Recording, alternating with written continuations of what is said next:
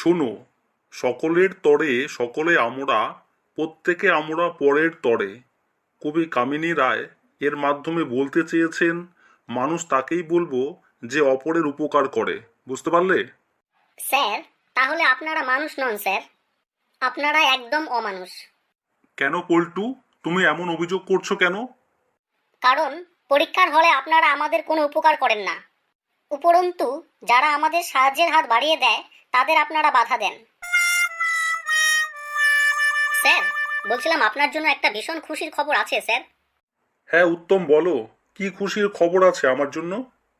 Sir, মানে আপনার মনে আছে পরীক্ষার আগে আপনি আমাকে বাজি ধরে বলেছিলেন যে আমি মাধ্যমিক পরীক্ষায় পাশ করলে আপনি আমাকে 500 টাকা দেবেন?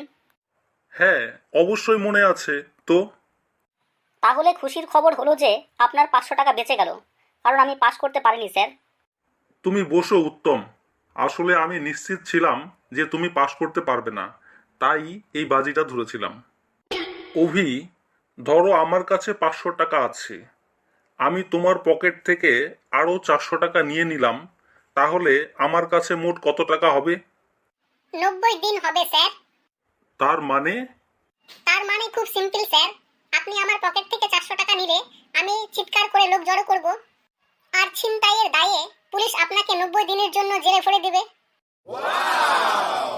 দেখো, আমার দু হাতে দুটো গ্লাস রয়েছে, কিন্তু আমি এই দুটো গ্লাসে আলাদা আলাদা পানীয় ঢেলেছি। তোমরা ভালো করে লক্ষ্য করো, আমার বাঁ হাতের জলের গ্লাসে আমি যখন কৃমি ছেড়ে দিলাম তার কিছুই হলো না। একইভাবে আমার ডান হাতের মদের গ্লাসে আমি যখন কৃমি ছেড়েছিলাম তখন সেটা ভ্যানিশ হয়ে গিয়েছে। তোমরা ভালো করে লক্ষ্য করো, সেই কৃমি আর তোমরা আর দেখতেই পাবে না। তাহলে এই এক্সপেরিমেন্ট থেকে তোমরা কি শিখতে পেলে?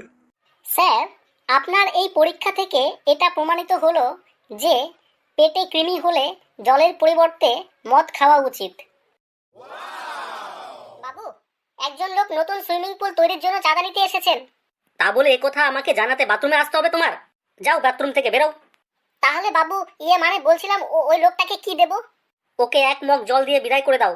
ঠিক আছে বাবু। যা হারামজাদা, এদের জন্য একটু শান্তিতে বাথরুমও সারা যায় না। অভি, তোর হাতে এটা কি রে? জানো মা, স্কুলের নতুন হেডমাস্টার মশাই আমাকে এই বইটা প্রাইজ দিয়েছেন। বাহ, খুব সুন্দর বই তো। তা মাস্টার মশাই তোকে হঠাৎ প্রাইজ দিলেন কেন? মাস্টার মশাই আমায় জিজ্ঞেস করছিলেন উট পাখির কটা পা। আমি তখনই চট করে বুদ্ধি খাটিয়ে উত্তর দিলেন 3টে পা। সে কি রে অভি, উট পাখির তো 2টো পা। তা হতে পারে, তবে সবাই 7-8টা বলছিল, কিন্তু আমারটাই সবচেয়ে কম ছিল, তাই মাস্টার মশাই আমাকে এই প্রাইজটা দিলেন। খুব ভালো বাবু, তুই হলি 1 নাম্বার মেধাবী ছেলে আমার। তোর মতো মেধাবীরাই এ দেশের ভবিষ্যৎ। জানিস অভি, কলকাতার কিছু লোক নিজেদের খুব চালাক মনে করে। আমি এবার গিয়ে ওদের মুখে একেবারে ঝামা ঘষে দিয়ে এসেছি জানিস। সে কি রে, কিভাবে ওদের বোকা বানালি তুই, বল দেখি। সে কি আর বলবো ভাই, আমি হাইকোর্টের সামনে দাঁড়িয়ে নিজের মনে কবুতর গুনছিলাম। হঠাৎ একটা মোটা লোক এসে বলল, এই ছোকরা এখানে দাঁড়িয়ে কি করছো? আমি বললাম, তেমন কিছু নয়, এই কবুতর গুনছিলাম। তখন ওই মোটা লোকটি আমায় বলল, এখানে দাঁড়িয়ে কবুতর গুনলে ডজন প্রতি কবুতরে 10 টাকা করে কর্জ লাগে, এবং আমায় জিজ্ঞেস করলো তুমি কটা কবুতর গুনেছো। এইবারে আমি একটু বুদ্ধিশুদ্ধি করে ফট করে বললাম 1 ডজন কবুতর গুনেছি। মোটা লোকটি বলল, তাহলে 10 টাকা দাও। আমি তাকে 10 টাকা হাতে ধরিয়ে দিলাম। কিন্তু তাতে তোর কি লাভ হলো? আরে আমি ওখানে 2 ঘন্টা ধরে দাঁড়িয়ে দাঁড়িয়ে প্রায় 200 কবুতর গুনেছি। শুধু তাই নয়, পুরো হাইকোর্টের কটা ফটক আছে তাও আমি গুনেছি। হ্যাঁ রে ভাই, তুই দেখি কলকাতা গিয়ে ভীষণ বড় মাপের চালাকি করে এসছিস।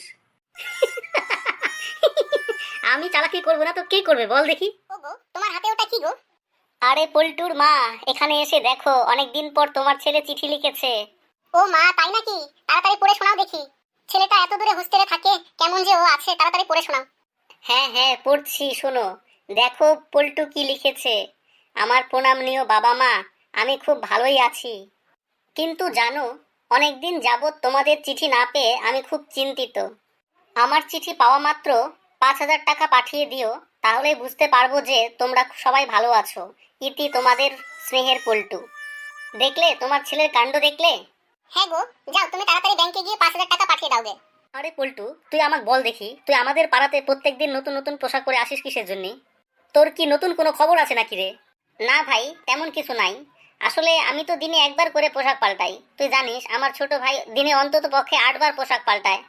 সে কি রে, তোর ছোট ভাইও কোনো মেয়ের চক্করে পড়েছে নাকি? বয়স কত তোর ভাইয়ের শুনি? ওর বয়স প্রায় 3.5 মাস হবে। বলছিলাম তোর ছোট ভাই যে কারণে পোশাক পাল্টায়, তাহলে তুইও বোধহয় সেই কারণে পাল্টাস। হ্যাঁ, বুঝতে পেরেছিস। এরপর থেকে নিশ্চয় আমাকে আর পোশাক নিয়ে খোঁটা দিবি না।